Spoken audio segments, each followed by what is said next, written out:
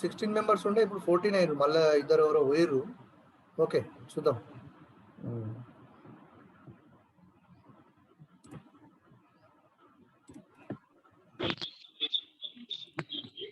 Sir చెప్పండి. Hello చెప్పండి ఎవరు? సార్ నేనే సార్. అయితే ఆయన ఫోన్ చేసిన సార్, ఆయన కట్టాను సార్. లింక్ పంపినా ఆయనకు? ఇప్పుడు పంపుతాను సార్. అదే పంపుతానని ఫోన్ చేసిన సార్, యాప్ డౌన్లోడ్ చేసుకుంటానట. సరే అయిపోయేదానుకుంటే మళ్ళీ లాస్ట్ లో మాట్లాడతా ఆయనకు. సరే సార్, ఇప్పుడైతే క్లాస్ ఇదే వింటాడు సార్. ఈ లింక్ పంపిస్తాను. ఓకే ఓకే పంపి. Okay okay sir.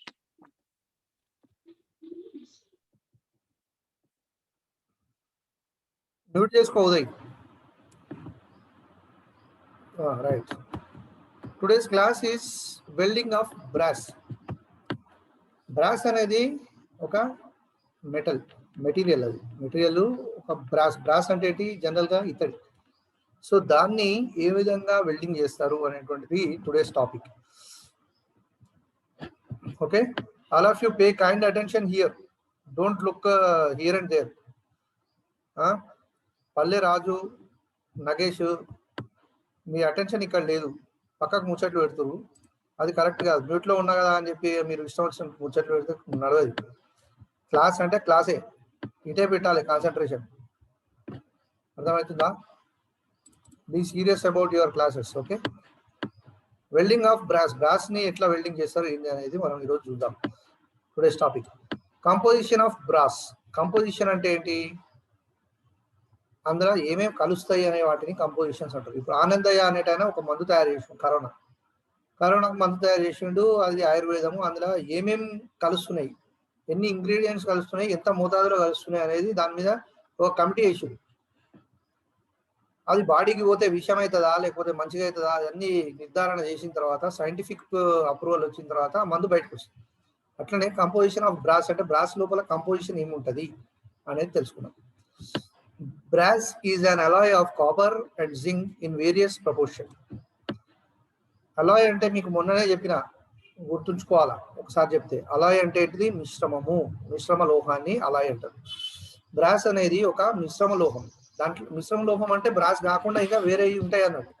ఏమి ఉన్నాయి అందులో అంటే కాపర్ అండ్ జింక్ అనేది వేరియస్ ప్రపోర్షన్స్, అంటే రకరకాల ప్రపోర్షన్స్ లో ఉంటుంది. ఒక్కొక్కసారి బ్రాస్ కొంచెం తక్కువ మోతాదులో ఉండొచ్చు, కాపర్ ఎక్కువ మోతాదులో ఉండొచ్చు, లేదా కాపర్ ఒక్కొక్కసారి ఎక్కువ మోతాదులో ఉండొచ్చు, జింక్ తక్కువ మోతాదులో ఉండొచ్చు. అంటే వేరియస్ ప్రపోర్షన్ అనమాట. అందుకని possibly with the addition of other elements in very less percentage.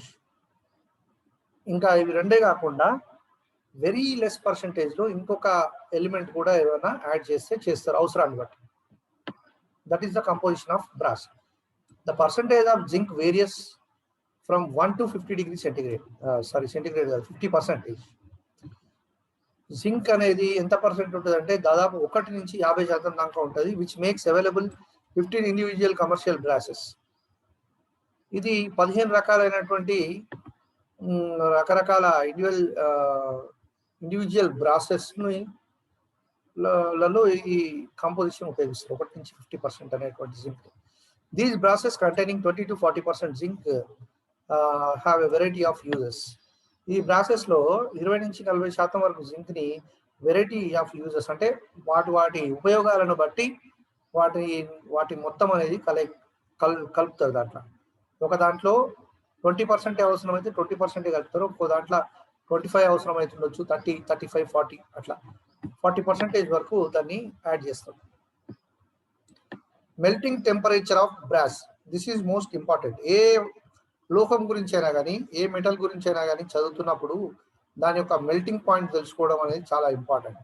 అది క్వశ్చన్స్ లో కూడా తప్పకుండా అడుగుతారు. మెల్టింగ్ పాయింట్ అంటే ఏంటంటే ద్రవీభవన స్థానము అంటారు. అంటే ఇప్పుడు బ్రాస్ అనేది ఘన పదార్థమా, వాయు పదార్థమా, ద్రవ పదార్థమా? ఘన పదార్థం. ఘన పదార్థం అంటే సాలిడ్ స్టేట్ లో ఉండేది లిక్విడ్ స్టేట్ గా ఎప్పుడు మారుతుంది? వేడి చేసినప్పుడు. బ్రాస్ లాంటి దాన్ని, ఈ వస్తువును బాగా వేడి చేసి మంటలలో వేసి కరిగిస్తే కరుగుతుంది కదా. కరిగేటప్పుడు ఏమవుతుంది? అది లిక్విడ్ గా మారుతుంటుంది. లిక్విడ్ గా మారేటువంటి పాయింట్ ని ఏమంటారంటే మెల్టింగ్ టెంపరేచర్ పాయింట్ అంటారు. ఎన్ని డిగ్రీల సెంటిగ్రేడ్ వద్ద అది కరుగుతుందో దాన్ని మెల్టింగ్ పాయింట్ అని అంటారు. ఒక్కొక్క మెటల్ కి ఒక్కొక్క మెల్టింగ్ పాయింట్ ఉంటుంది. అన్నిటికీ ఒకటే ఉష్ణోగ్రత వద్ద కరగదు. ఒక్కొక్క మెటల్ ఒక్కొక్క ఉష్ణోగ్రత వద్ద కరుగుతుంది. దాన్ని తెలుసుకోవాలి మనం. ఒక లోహం గురించి చదువుతున్నాం అంటే ఆ లోహంలో ఉన్నటువంటి ఉపయోగాలు, అది ఒక మిశ్రమ లోహమా లేకపోతే ఇండివిజువల్ లోహమా, ఇండివిజువల్ లోహం అయితే అది ఏ విధంగా పనిచేస్తుంది, దేనిలో ఉపయోగిస్తాము, ఒకవేళ మిశ్రమ లోహం అయితే కనుక ఏ లోహాలతో అది మిశ్రమం అవుతుంది. అన్ని లోహాలు అన్నింటిలో మిశ్రమం కాలేవు. నాన్ ఫెర్రస్ మెటల్స్ వేరే ఉంటాయి, ఫెర్రస్ మెటల్స్ వేరే ఉంటాయి. ఫెర్రస్ మెటల్స్ అంటే అగైన్ అందులో ఐరన్ కాంటెంట్ ఉంటుంది. నాన్ ఫెర్రస్ మెటల్ అంటే అందులో ఐరన్ ఉండదు. నాన్ ఫెర్రస్ మెటల్ ని ఫెర్రస్ మెటల్ ని రెండు కంబైన్ చేయలేము. అది ఇంట్లో మెర్జ్ కాదు. ఓన్లీ నాన్ ఫెర్రస్ మెటల్స్ వల్ల కూడా అన్నిట్లలో అన్ని మెర్జ్ కావు. కాంబినేషన్ ఉంటుంది. ఆ కాంబినేషన్ అవసరాన్ని బట్టి, రిక్వైర్మెంట్ బట్టి దాన్ని కలుపుతారు. కలిపినప్పుడు మిశ్రమం అవుతుంది, మిశ్రమ లోహం అవుతుంది. So the melting point of copper is 1083 degree centigrade. ఈ ఉష్ణోగ్రతను మనం నోట్ చేసుకోవాలి, గుర్తుపెట్టుకోవాలి, బట్టి పట్టాలి. కాపర్ యొక్క బ్రాస్ యొక్క మెల్టింగ్ పాయింట్ ఎంత అంటే 1083 డిగ్రీల centigrade. And that of zinc is 419 degree centigrade. Zinc ఇది కూడా ఇచ్చాడు ఇక్కడ. జింక్ మెల్టింగ్ పాయింట్ 419 డిగ్రీల centigrade. Brass melts at intermediate temperatures. The greater the amount of copper, the higher the melting point. ఇక్కడ ఇవి రెండు కంబైన్డ్ గా ఉన్నప్పుడు బ్రాస్ అనేది ఇంటర్మీడియట్ టెంపరేచర్స్ లో మెల్ట్ అవుతుంది. The greater amount of the copper ఎంత ఉంది అనే దాన్ని బట్టి దాని యొక్క మెల్టింగ్ పాయింట్ అనేది హెచ్చు తగ్గులలో ఉంటుంది అనమాట. The melting point of brass is generally 950 degree centigrade. ఇక్కడ 3 మెల్టింగ్ పాయింట్లు కనపడుతున్నాయి మనకు, అండర్లైన్ చేసుకోవాల్సినవి. ఫస్ట్ ఏమిచ్చాడు? కాపర్ది 1083 డిగ్రీస్. నెక్స్ట్ ఏమిచ్చాడు? Zinc 419 degree centigrade. తర్వాత మూడవది బ్రాస్ ఇచ్చాడు. బ్రాస్ ఎంత అంటే 950 డిగ్రీ సెంటిగ్రేడ్. ఇప్పుడు మనం చదువుకుంటే నోటికి ఎప్పుడు అడిగినా కూడా టకీమని సమాధానం చెప్పేలాగా చదువుకోవాలి. మొత్తగానే మనం ఇట్లా కళ్ళతో చూసి మర్చిపోవడం కాదు. చదువుకుంటే బైహార్ట్ చేయాలి, మైండ్ లో పెట్టుకోవాలి. నిద్రలో లేపి అడిగినా కూడా బ్రాస్ యొక్క మెల్టింగ్ టెంపరేచర్ ఎంత అంటే 950 డిగ్రీ సెంటిగ్రేడ్ అని టక్కున చెప్పాలి. కొన్ని వాట్సాప్ వీడియోలలో చూస్తుంటాం, చిన్న చిన్న పిల్లలు వాళ్ళు దేశ రాజధానిని చెప్పమంటే చెప్తా ఉంటారు. ఆ దేశ రాజధాని అప్పుడప్పుడే మాటలు నేర్చుకున్నాడు.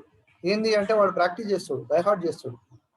వానికి కూడా బ్రెయిన్ ఉంది. అంటే ఇంత పెద్ద మనకు కూడా బ్రెయిన్ ఉంది, వానికి బ్రెయిన్ ఉంది. బ్రెయిన్ ఏంది వాడుతున్నాం. మనం వాడే విధానాన్ని బట్టి మన బ్రెయిన్ అనేది షార్ప్ అవుతుంది. వాడకుండా ముద్దుబారేటట్టు చేసుకోవడం కూడా ఈజీయే. దానికోసం ఏం కష్టపడకుండా ఎప్పుడు 24 గంటలు తిని వాడుకుంటే అదే ముద్దుగా అవుతుంది. షార్ప్ కావాలంటే మాత్రం కొంచెం కష్టపడాల్సి వస్తుంది. ఎట్లా అంటే దాన్ని చదవాలి, దానికి పదును పెట్టాలి. ప్రతి విషయాన్ని ఒక విషయ పరిజ్ఞానం అనేటువంటి దాంతో తెలుసుకునే ప్రయత్నం చేయాలి. బట్టి పట్టడమే కాదు, విషయ పరిజ్ఞానం అంటే సబ్జెక్ట్ ని లోతుగా అధ్యయనం చేయాలి.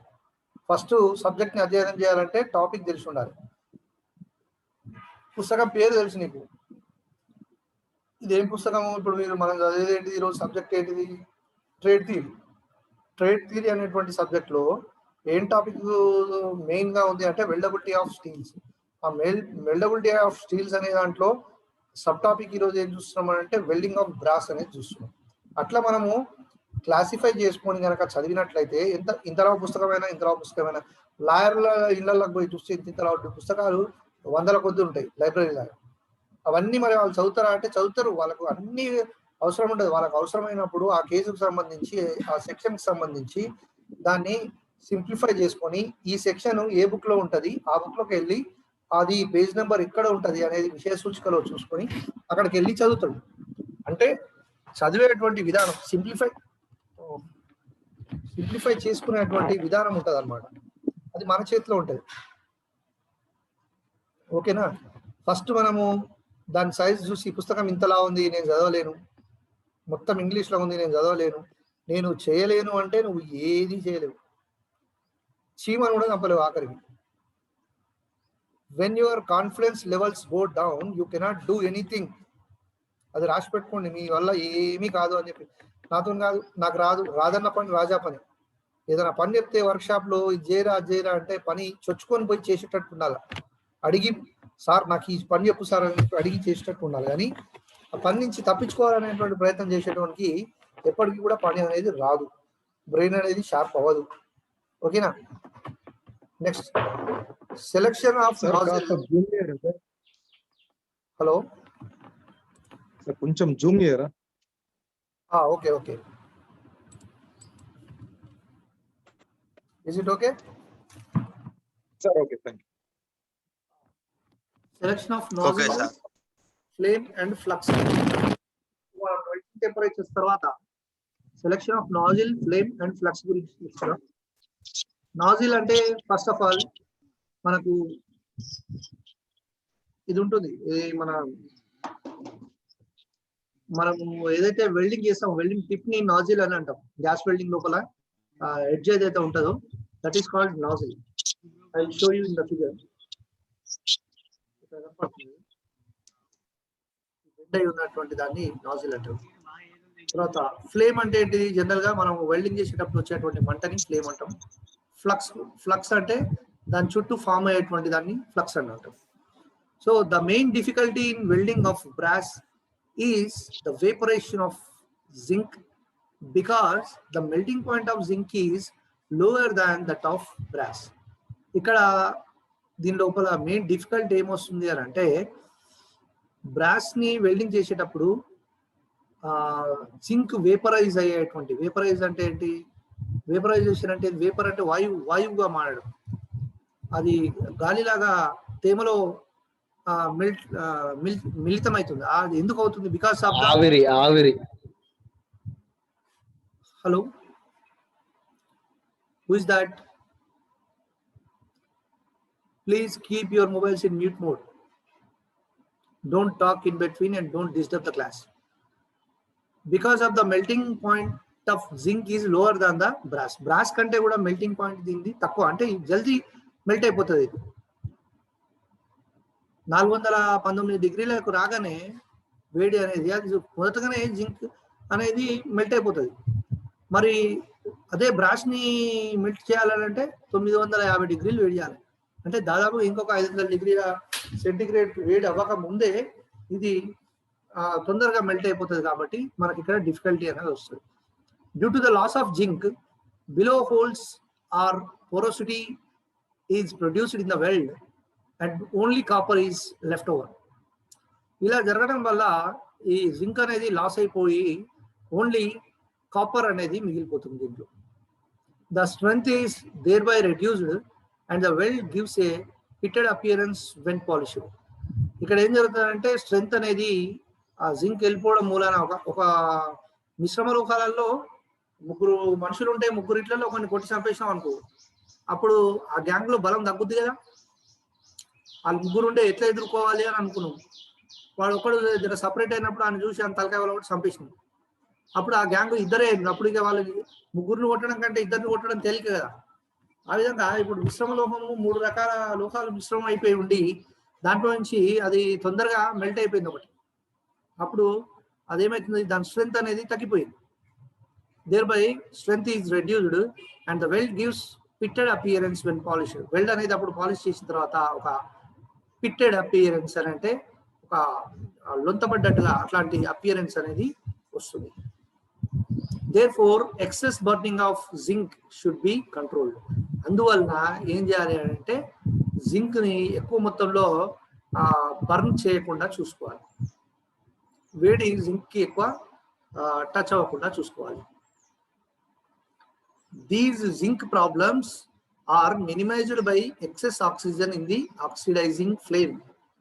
ఈ జింక్ ప్రాబ్లం అనేది ఎట్లా మినిమైజ్ అవుతుందంటే ఆక్సిజన్ ని ఎక్కువ చేయడం వల్ల, ఆక్సిజన్ ని ఎక్కువ ఇవ్వడం వల్ల, దీంట్లో ఆక్సిడైజింగ్ ఫ్లేమ్ పెరగడం వల్ల జింక్ ప్రాబ్లం అనేది కొంచెం మినిమైజ్ అయ్యేటువంటి అవకాశం ఉంటుంది.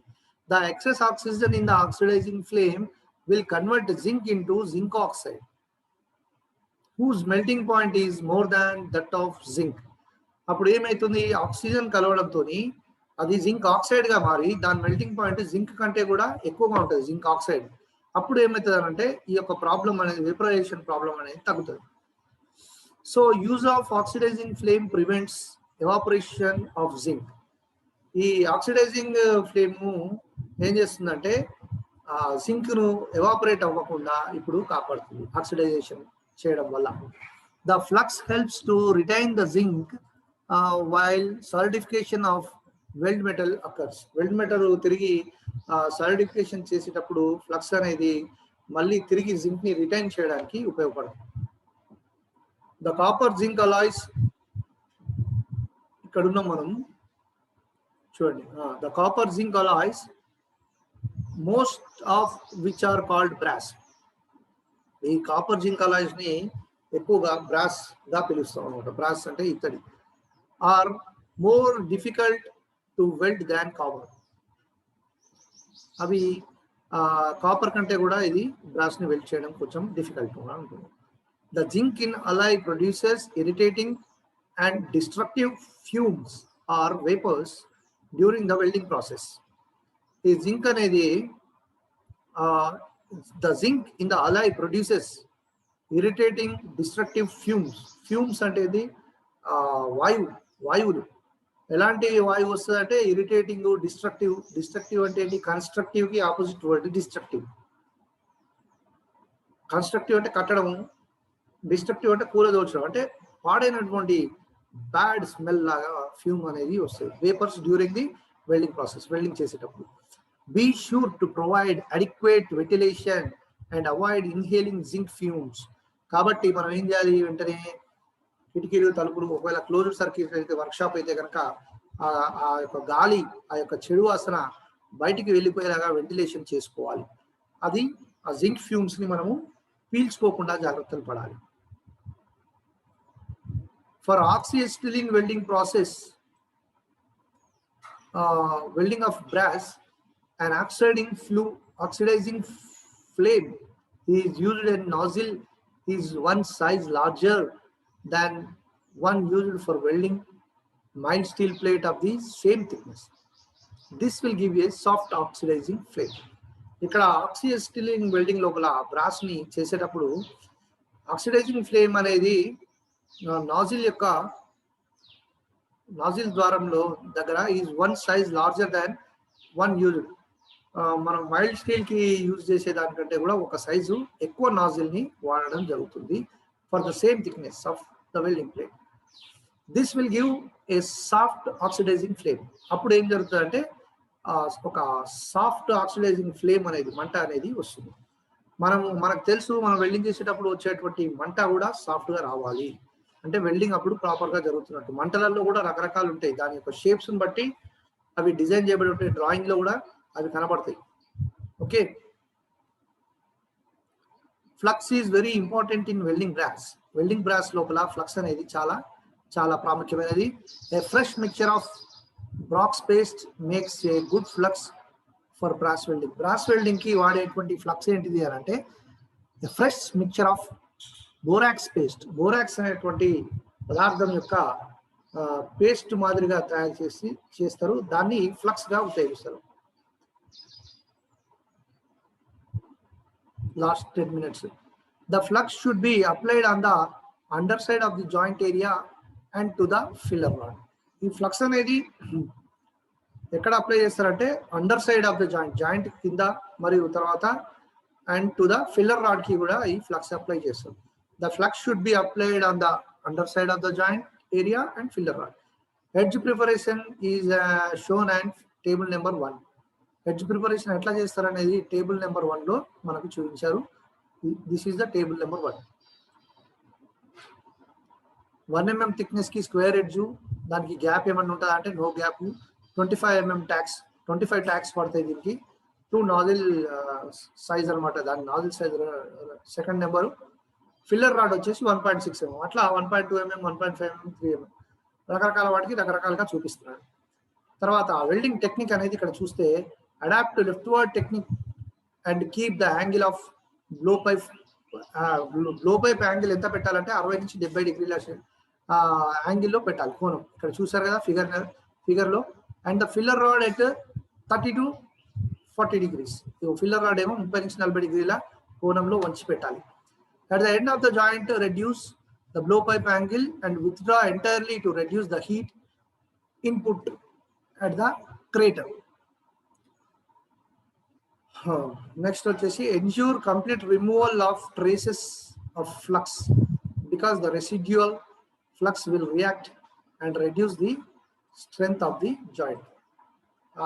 జాయింట్ యొక్క స్ట్రెంగ్త్ ని రెడ్యూస్ అవ్వకుండా కంప్లీట్ గా మనం ఎన్ష్యూర్ చేసుకోవాలి. Complete removal of all traces, అన్ని ట్రేసెస్ ని, ఫ్లక్స్ యొక్క అన్ని ట్రేసెస్ ని రిమూవ్ చేసామా లేదా అనేది ఎన్ష్యూర్ చేసుకొని ఆ రెసిడ్యువల్ అదంతా మాయిశ్చర్ అంతా కూడా పోయిందా లేదా చెక్ చేసుకున్నట్లయితే then it will be a good then perfect weld. Use a respirator and avoid inhaling zinc fumes during welding. ఇది ఒక ప్రికాషన్. ఏం చేయాలి, రెస్పిరేటర్ అనేది వాడాలి ఈ టైంలో, ఈ జింక్ వెల్డింగ్ చేసేటప్పుడు. జింక్ ఫ్యూమ్స్ అనేవి మన శ్వాస నాళాలకు వెళ్తే కనుక అది ప్రమాదం కాబట్టి. So this is the class for today.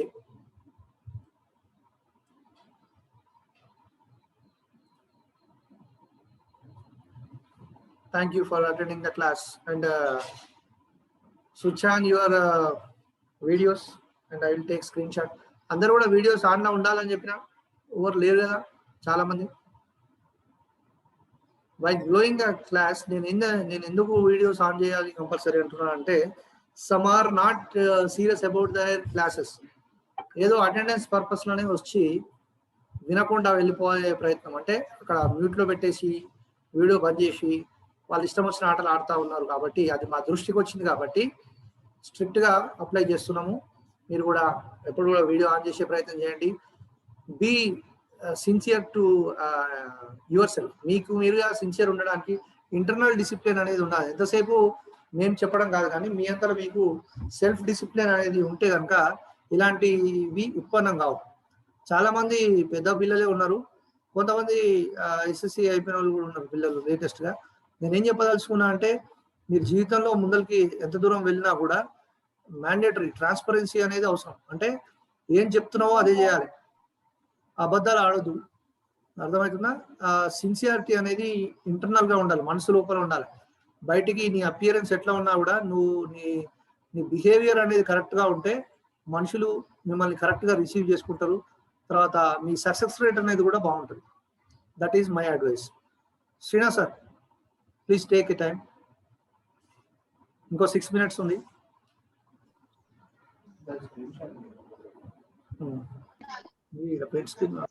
Sir exams online అవుతారా సార్? స్క్రీన్ షాట్ తీసుకోండి సార్. ఆన్లైన్ అవుతారా సార్ ఎగ్జామ్స్?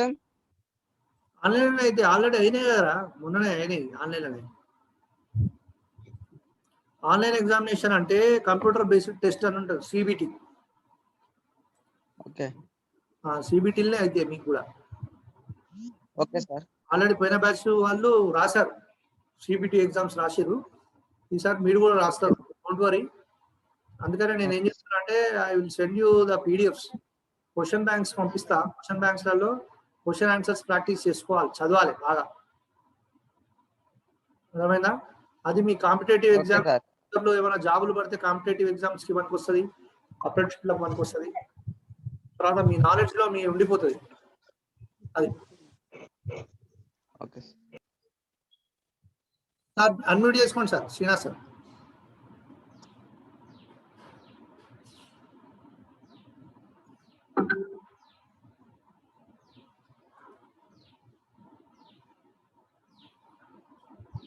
శ్రీనాథ్ సార్, మీరు మ్యూట్ లో ఉన్నారు.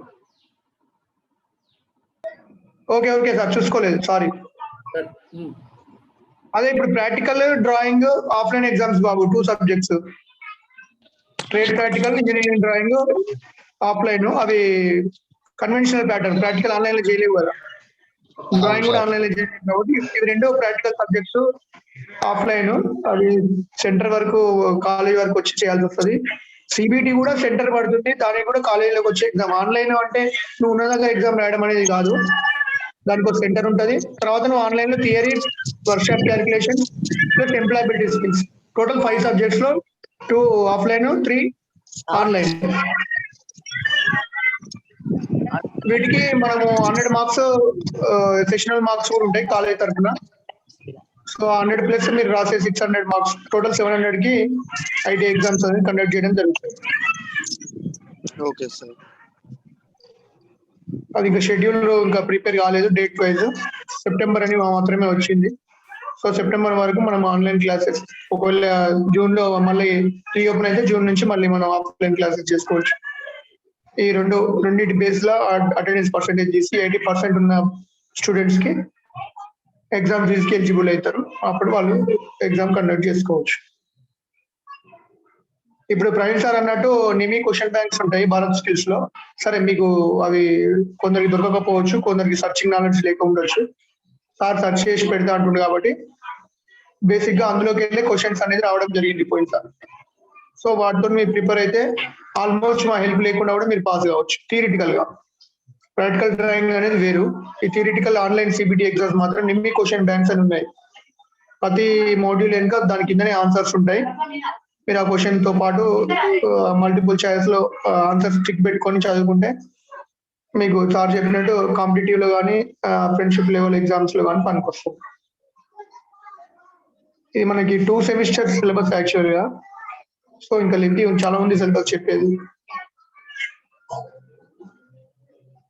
అందుకనే కొంచెం పాజిటివ్ మూవ్మెంట్ కంటిన్యూ చేసుకుంటా పోతేనే మనం మంచిది. మీరు అబ్సెంట్ అవ్వడం మళ్ళీ రిపీట్ చేయడం అనేది ఉంటుంది క్లాసెస్. ఒకసారి అయిన క్లాస్ అంతే అయిపోయినట్టు. సో అందుకనే sir day to time topic రాసి పెట్టుకోమంటున్నాను.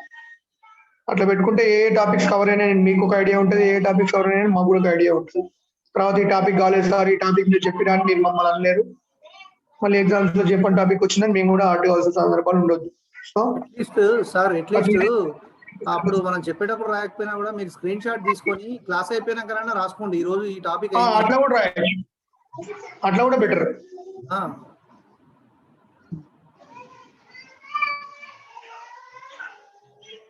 ఓకేనా? మీకు ఏ టాపిక్ అయితే టఫ్ అనిపించిందో దాన్ని మార్క్ చేసుకొని పర్సనల్ గా సార్ ఈ టాపిక్ జర టఫ్ ఉంది, మళ్ళీ ఏమన్నా ఎక్స్ప్లెయిన్ చేయగలంటే మాకు టైం ఉన్నప్పుడు మళ్ళీ అందరికి ఎవరైతే ఎక్కువ టాపిక్ అడిగారో అది ఇంపార్టెంట్ అనిపిస్తే మళ్ళీ అది ఎక్స్ప్లెయిన్ చేయడానికి కూడా అవకాశం ఉంటుంది. సార్ కొంచెం డిస్టర్బెన్స్ ఉంది సార్ ఇంట్లో బాగా. ఓకే సార్, మన టైం కూడా అయిపోయింది, ఫస్ట్ 1 minute ఉంది కాబట్టి సైనింగ్ ఆఫ్. మళ్ళీ ఎల్లుండి కలుద్దాం బాబు. Bye sir. బాయ్.